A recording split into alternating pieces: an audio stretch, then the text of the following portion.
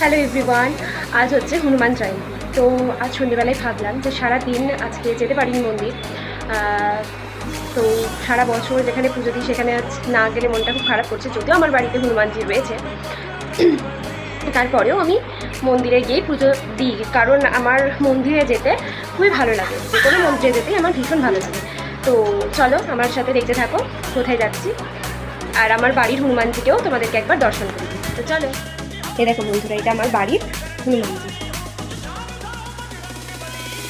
তো এই দেখো বন্ধুরা, মন্দির থেকে আমি বাড়ি চলে এসেছি। এটা প্রসাদ দিয়েছিল ঠাকুরে, দিয়ে মন্দির থেকে বাড়ি চলে এলাম। প্রসাদটা তো তোমাদেরকে দেখালামই।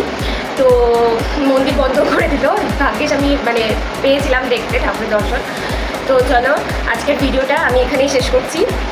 দেখা হবে তোমাদের সাথে নেক্সট ভিডিওতে। সবাই ভালো থেকো, সুস্থ থেকো। আর আমার ভিডিওটা যদি ভালো লাগে তাহলে লাইক কমেন্ট শেয়ার করে দিও। চলো।